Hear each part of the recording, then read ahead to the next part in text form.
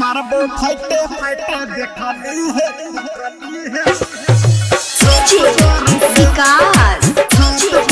Recording by Yadav studio Janakpur Dham Matiyala Sitamarhi singing by Kapil Dev Sharma. सुन ले गे छौरी तू हमर एगो बात करै छे बियाह जहिया अइतौ गे बारात हम खींच लेबै दुल्हा के रथ पर से हम खींच लेबै दुल्हा के रथ पर से मारबो फाइटे फाइटे गोय गोय गोय गोय मारबो फाइटे फाइटे देखली है छत पर से मारबो फाइटे फाइटे देखली है छत पर से मारबो फाइटे फाइटे देखली है छत पर से विकास मारबो फाइटे फाइटे देखली है मटियाला सीतामढ़ी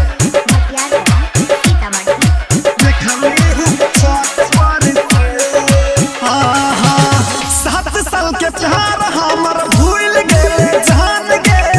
खुश नहीं रहबे तू जाके ससुराल गे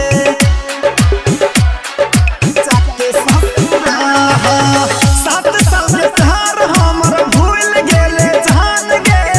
खुश नहीं रहबे तू जाके ससुराल हम घूमब नहीं अपना के पथ पर से हम घूमब नहीं अपना के पथ पर से मारबो फाइटे फाइटे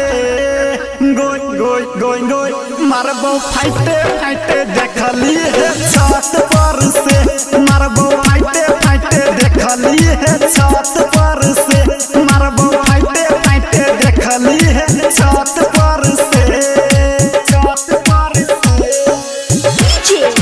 विकास मारबो फाइटे फाइटे देखली है छत पर से मटियाला सीतामढ़ी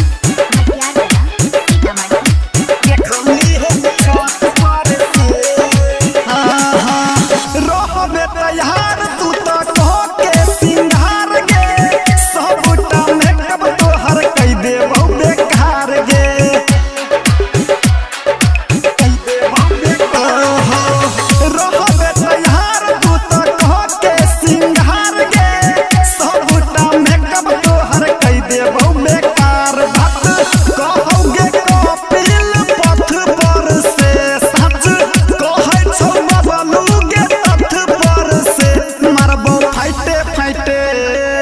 गोय गोय गोय गोय मारबो फाइटे फाइटे देखली है छत पर